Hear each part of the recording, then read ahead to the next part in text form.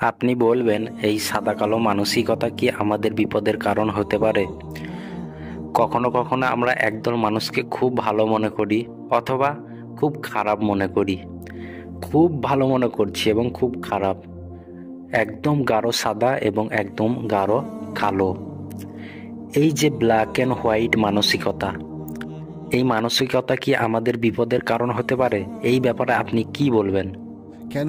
অর্থাৎ প্রত্যেকটা জায়গাতে একটা ব্ল্যাক অ্যান্ড হোয়াইট একটা থিঙ্কিং বা এটা একটা প্রবলেম, এটা আপনার সারা জীবন আপনাকে বুঝতে হবে যে আমার মধ্যে যদি ব্ল্যাক অ্যান্ড হোয়াইট মানসিকতা থাকে, সব কিছুকে সাদা, ধবধবে সাদা এবং কালো, একদম কালো, এইভাবে যদি আমি সব কিছুকে আমি যদি দেখি, আমি জীবনে পদে পদে বিপদে পড়বো, পদে পদে বিপদে পড়বো। সো আমার টপিকগুলোর আগে, ডিসকাশনের আগে আমি কাউন্সিলিংয়ের একটা এক্সাম্পল দিয়ে আমি এটা বোঝাতে চাই। ধরেন একটা ফ্যামিলি রিলেশনশিপ কাউন্সিলিং করতে, এবং যেহেতু প্রচুর কাউন্সিলিং করা হয় আমি সেই জায়গা থেকে বলতেছি। তো কি সমস্যা? সমস্যা হচ্ছে একজন ভদ্রলোক, ধরলাম ভদ্রলোকের নামে হচ্ছে আকাশ। এই আকাশ সাহেব, তার স্ত্রী এবং তার মায়ের মধ্যে সম্পর্ক খারাপ, রাইট? এখন তারা একই বাসায় থাকে বা কাছাকাছি থাকে, তাদের মধ্যে সম্পর্ক খারাপ, এটা নিয়ে ফ্যামিলিতে টেনশন।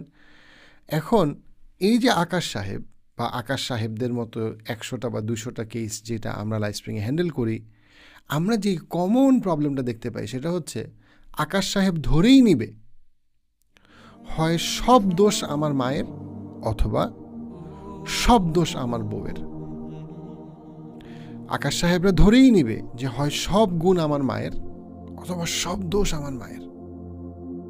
অর্থাৎ সে একটা ব্ল্যাক অ্যান্ড হোয়াইট চিন্তা করে। সে হয় মনে করে আমার মা কখনোই ভুল করতে পারে না, আমার মা সবসময় ঠিক, আমার মায়ের পায়ের নিচে সন্তানের বেহেশত, মা যাই করুক, যখনই করুক, যেমনি বলুক, আমার মা ঠিক, আমার বউ যাই করছে সব ভুল, সে তো একটা অন্য ঘরের বউ। এটা হচ্ছে গিয়ে।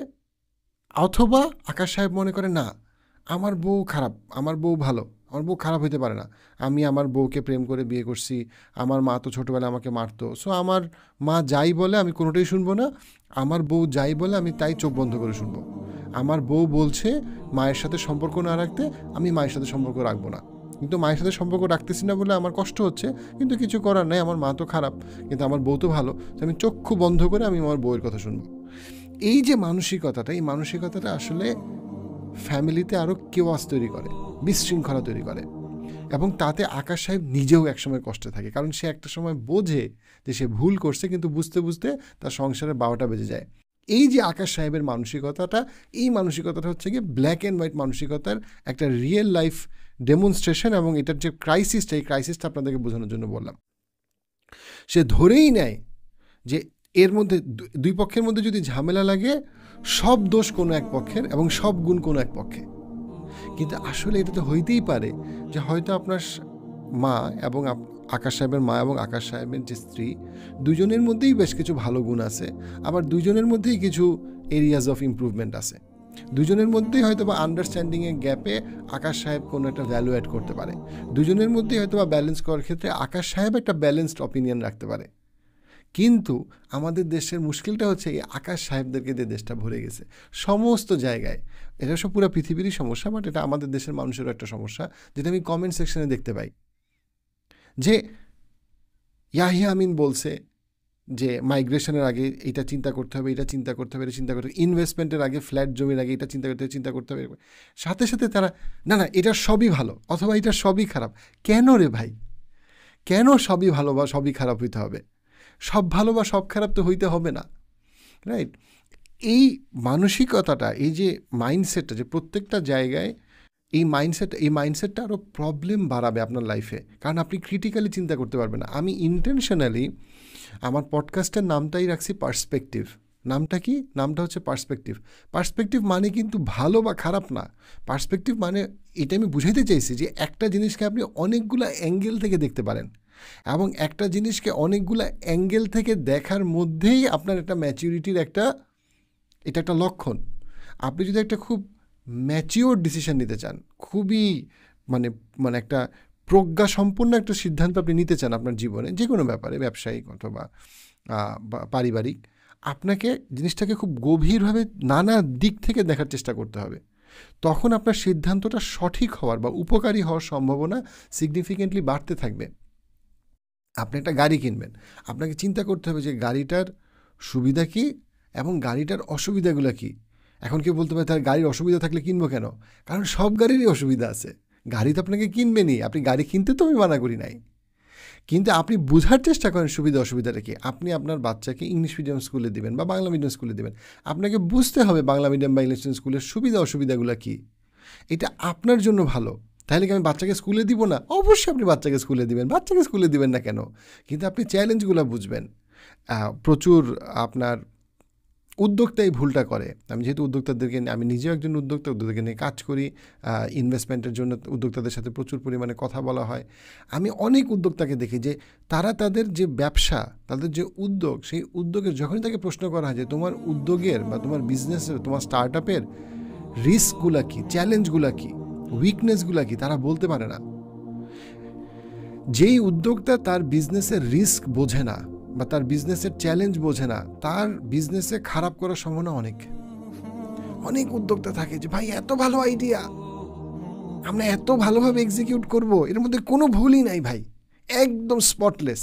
তার মানে হচ্ছে কি সে এখনও যথেষ্ট পাকা না উদ্যোক্তা হিসেবে, সে যথেষ্ট বোঝে নাই জিনিসটাকে ডিপলি, সে জিনিসটাকে যথেষ্ট নিয়ে চিন্তা করে নাই, তার যথেষ্ট মার্কেট অ্যানালাইসিস নাই, অথবা তার সে গভীরভাবে জিনিসটা এখনও অনুধাবন বা বুঝতেই পারে নাই। সো এই জায়গাটাতে আমাদের খুবই ইম্পর্টেন্ট একটা ব্যাপার হচ্ছে যে আমরা পৃথিবীটাকে সাদা কালোভাবে না দেখি। আমাদের মধ্যে অনেকের প্রবলেম হচ্ছে আমরা জিনিসগুলোকে সাদা কালোভাবে দেখতে পছন্দ করি। ইয়াহিয়া আমিনের সবই ভালো, ওনার জন্য আপনার জীবন বদলাই গেছে, উনি যা বলবে তাই ঠিক, এটা একটা ভুল চিন্তা। আমার অনেক কথায় ভুল থাকতে পারে, আমার অনেক কথাকে আপনার ক্রিটিক্যালি নেওয়া আপনাদের উচিত, ডাবল ক্রস চেক করা উচিত, এক্সপার্টের সাথে কথা বলা উচিত। আবার কিছু মানুষের সাথে ইয়াহিয়া আমিনের কোনো কথাই নেওয়া যাবে না। কেন কোনো কথা নেওয়া যাবে না? কারণ উনি যেই 1000 ভিডিও করছে ওর মধ্যে 519 নম্বর ভিডিওতে উনি একটা কিছু বলছে যেটার সাথে আমি একমত না, এই জন্য ওনার কোনো ভিডিওই নাই, ওই জন্য ওনার থেকে কিছুই নেওয়া যাবে না। এটাও একটা প্রবলেম। কেন আপনি এটা মানে বুঝতে পারেন না যে লেটসে একটা মানুষ যদি 10টা কথা বলে তার মধ্যে 8টা কথা হয়তো উপকারী, 2টা কথা হয়তো উপকারী না, ওই 2টা কথা আপনি নেবেন না, কিন্তু বাকি 8টা কথা আপনি নেন। ইভেন আমি এই কথাটাও আমি বলবো, এবং এই কথাটা বলা আমার কাছে মনে হয় এটা মিনিংফুল, সেটা হচ্ছে ইভেন যখন আমরা ইসলাম শিখতে যাই তখনও আমাদের মধ্যে প্রবলেমগুলো আমি অনেকের মধ্যে দেখছি যে আমি অমুক ইমামের বা আলেমের সব কিছু নিব কারণ ওনার সব ভালো, আর আমি অমুক ইমাম বা অমুক আলেমের কাছ থেকে কিচ্ছু নিব না কারণ উনি যে 100টা কথা বলছে ওর মধ্যে 2টা লাইন আমার পছন্দ না, রাইট, 2টা লাইন আমার পছন্দ না বা 2টা লাইন আমি একমত না। কেন ভাইয়া, কেন আপনি এরকম চিন্তা করেন যে কেউ একজন থাকবে যার সব ঠিক আর কেউ একজন থাকবে যার সব ভুল? কেন আপনি যে বিভিন্ন সোর্স অফ নলেজের মধ্যে যেটা ভালো সেটাকে আপনি নিতে পারেন না, যেটা খারাপ সেটাকে আপনি বাছাই করতে পারেন না এবং দুইটাকে আলাদা করতে পারেন না? যেমন এবার আমি আমার মানে গত 6 মাসের কতগুলো কন্টেন্টের ক্ষেত্রে এটার এক্সাম্পলটা আমি দেই।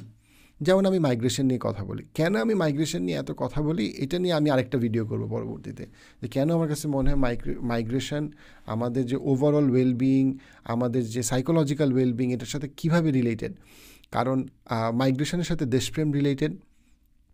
সো আপনি পৃথিবীর যেই প্রান্তেই থাকেন না কেন, বাংলাদেশের সামষ্টিক উন্নতির সাথে আমাদের উন্নতি পুরোপুরিভাবে জড়িত, সেটা আমি যেই দেশেই থাকি না কেন। এবং বাংলাদেশের সামগ্রিক উন্নতির জন্য সামনে 30 থেকে 50 বছরে দেশপ্রেম একটা ইম্পর্টেন্ট ব্যাপার। সো দেশপ্রেম মানে আপনি দেশের সমালোচনা করবেন না সেটা না, অবশ্যই আপনি দেশের সমালোচনা করবেন, দেশের সমালোচনা করাটাও দেশপ্রেমেরই একটা লক্ষণ। কিন্তু যদি আমরা আমাদের দেশকে ঘৃণা করি অথবা আমাদের দেশে জন্মগ্রহণ করাটাকে আমরা যদি আমাদের জন্য একটা ভুল জন্ম মনে করি, বা আমরা যদি মনে করি আমাদের দুর্ভাগ্য যে আমরা বাংলাদেশে জন্মগ্রহণ করছি, এটা আমাদের মানসিক স্বাস্থ্যের জন্য ভয়ঙ্কর রকম ক্ষতিকর। এটা আমরা বাংলাদেশে সবসময় বুঝি না যে আমি যেই দেশে জন্মগ্রহণ করছি এবং যেই দেশে আমার আগের 10 প্রজন্ম জন্মগ্রহণ করছে, সেই দেশে জন্মগ্রহণ করাটাকে যদি আমি আমার দুর্ভাগ্য মনে করি এবং আমি যদি নিঃশর্তভাবে এই দেশকে আমি ঘৃণা করি অথবা নিঃশর্তভাবে যদি আমি নিরাশ হয়ে যাই, এইটা আমার মানসিক স্বাস্থ্যে ভীষণভাবে ক্ষতি করবে।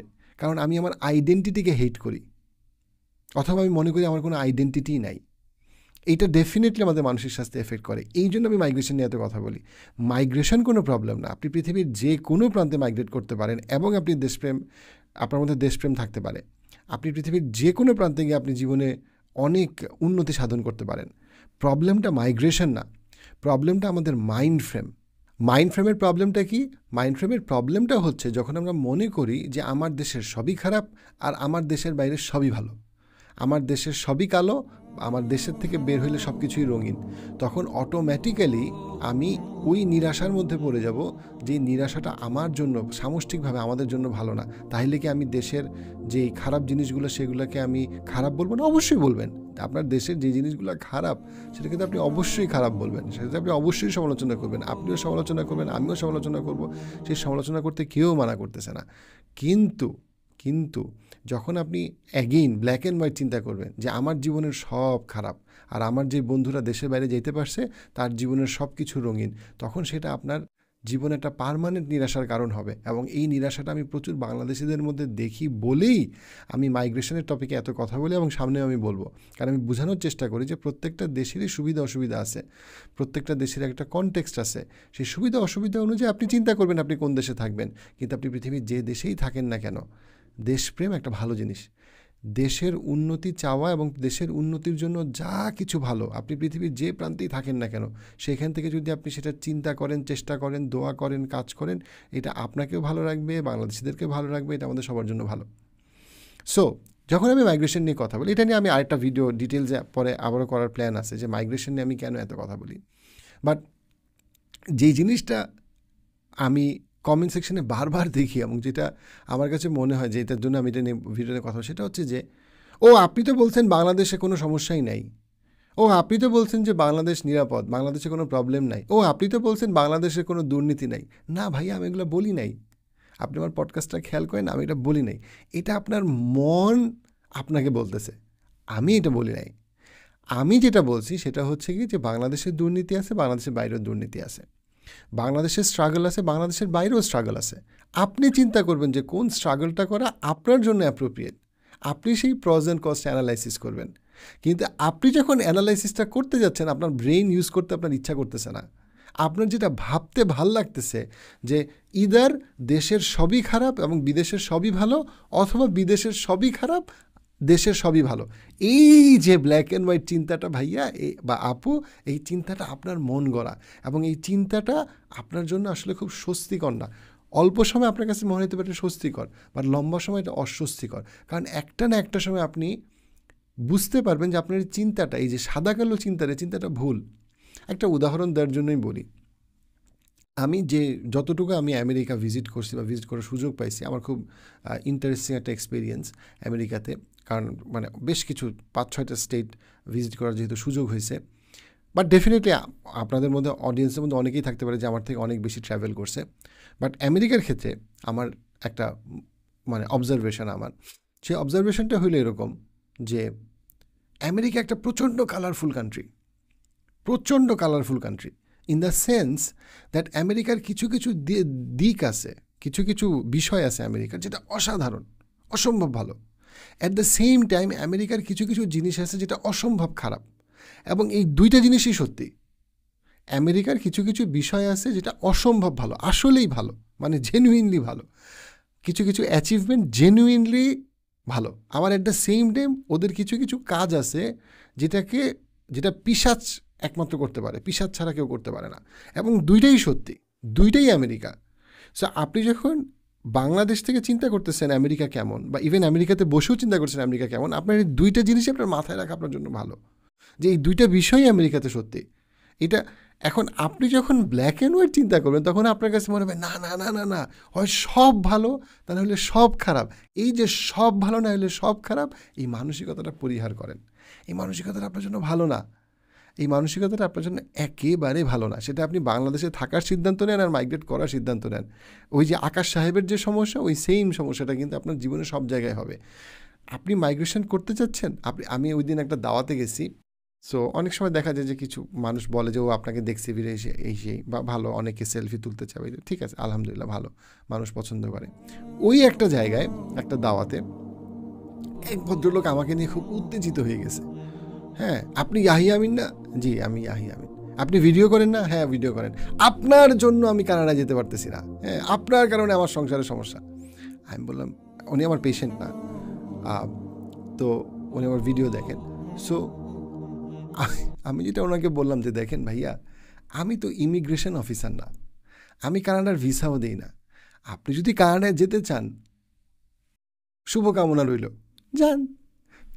আমার কারণে তো আপনার কানাডায় যেতে কোনো সমস্যা নাই। আমি শুধুমাত্র আমার জায়গাতে মাইগ্রেশন করার ক্ষেত্রে, মাইগ্রেশনের সিদ্ধান্তের ব্যাপারে আমার যে মতামত, আমার যেই বিষয়গুলোকে আমাদের মাথায় রাখা উচিত, সেগুলো আমি বলছি। আমি কখনোই এটা বলি না যে কেউ যাইতে পারবে না, বা যারা যাচ্ছে তারা আসলে ভীষণ ভুল করতেছে না, এটা সবসময় সত্যি না। আমি কখনোই এটা বুঝাইতে চাই নাই যে বাংলাদেশে কোনো সমস্যা নাই এবং বিদেশের সমস্ত সমস্যা আছে। বরং আমি আমার যে প্রথম পডকাস্ট নাফিসের সাথে, আমি সেখানে কথাটা বলেছিলাম যে আমি বাংলাদেশকে মনে করি 10-এ 3, আমি জীবন মানের দিক থেকে, এবং দেশের বাইরে হচ্ছে গিয়ে 10-এ 6। কিন্তু প্রত্যেকটা মানুষ আলাদা আলাদাভাবে এই স্কোরিংটা করবে, যে তার কাছে আসলে কি মনে হয়, সে তার এখন বয়স কত, তার অ্যাসেট কত, তার মানে স্কিল কি, তার ছেলেমেয়ের কী অবস্থা, তার নিজের কী অবস্থা, সব কিছু চিন্তা ভাবনা করে সে মাইগ্রেশনের সিদ্ধান্ত নেবে। সে মাইগ্রেশন করবে কি করবে না, করলে সে কোথায় থাকবে, কোন শহরে থাকবে। এটা একটা জীবনের ভীষণ বড় সিদ্ধান্ত, এবং এই সিদ্ধান্তের ক্ষেত্রে সব কিছুর অপরচুনিটি, চ্যালেঞ্জ ভালো মতো অ্যানালাইজ করা উচিত। এইটাই হইল আমার বক্তব্য। কিন্তু আপনার যখনই মনে হয় ইয়াহিয়া ভাই তো বলছে বাংলাদেশে কোনো সমস্যা নাই, তাহলে বাংলাদেশের সমস্যাটা কেন হইল? ইয়াহিয়া ভাই এই কথাটা বলে নাই। এই কথাটা আপনার মনের কথা। এটা আপনি যখনই শুনতেছেন যে আমি বাংলাদেশের কোনো একটা কিছু ভালো বলতেছি এবং বিদেশের কোনো একটা চ্যালেঞ্জ বলতেছি, আপনার সাথে সাথে মুখের মনের মধ্যে ধুকপুক ধুকপুক ধুকপুক শুরু হয়েছে। কেন শুরু হয়েছে? কারণ আপনি সারা জীবন হয়তো ভেবে আসছেন যে বাংলাদেশ সম্পূর্ণ অন্ধকার এবং বিদেশ সম্পূর্ণ আলোকিত, যেটা আমি ডিসএগ্রি করি। এখানে অন্ধকার এবং আলো আপনি কিভাবে ডিফাইন করতেছেন, কিভাবে দেখতেছেন, এটার অনেকটা বড় একটা আলোচনা। একটা ছোট এক্সাম্পল দিয়ে এটা কীভাবে ভ্যারি করে। ধরেন আমি যদি সিকিউরিটির কথা বলি, একটা এক্সাম্পল, সিকিউরিটি ব্যাপারটা হচ্ছে যে সিকিউরিটিকে আপনি কিভাবে বোঝেন। ধরেন বিভিন্ন দেশের সিকিউরিটি, আপনি সিকিউরিটিকে কীভাবে বোঝেন? সিকিউরিটি ধরেন আপনি অসুস্থ হইলে আপনি সেবা কেমন পাবেন, এটাও এক সেন্সে সিকিউরিটির সাথে রিলেটেড। আপনি রাস্তায় বের হইলে আপনাকে কোনো ছিনতাই করবে কিনা, এটাও একরকম সিকিউরিটি। আপনার ফাইন্যান্সিয়াল সিকিউরিটি একরকম সিকিউরিটি। আবার ধরেন আপনার ভ্যাট ট্যাক্স, কোন দেশের ভ্যাট ট্যাক্স কেমন, সেটাও আপনার ফাইন্যান্সিয়াল সিকিউরিটির সাথে রিলেটেড। কোন দেশের বিজনেস অপরচুনিটি কেমন, ওইটাও আপনার ফাইন্যান্সিয়াল সিকিউরিটির সাথে রিলেটেড। আবার ধরেন স্পিরিচুয়াল সিকিউরিটি, ধরেন আমি বা কেউ একজন ধার্মিক, সে চায় তার ছেলে মেয়ে ধার্মিক হোক।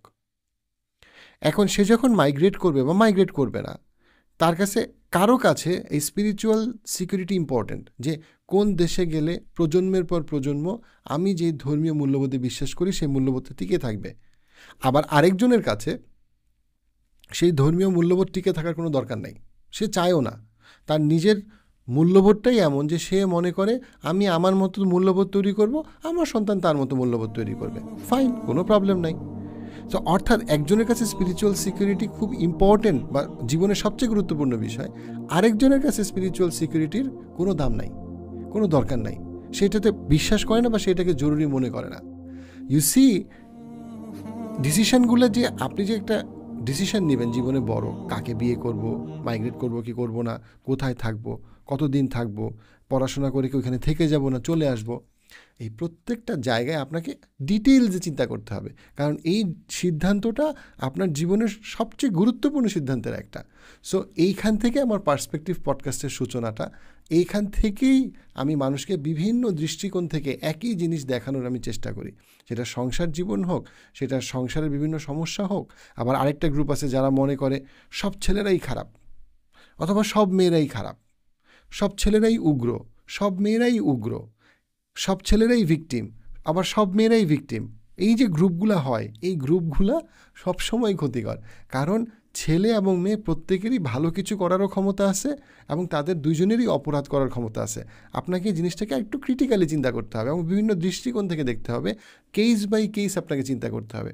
তো আমি যে জায়গাটা আমি শেষ করছি সেটা হচ্ছে যে সাদা কালো মানসিকতা পরিহার করুন।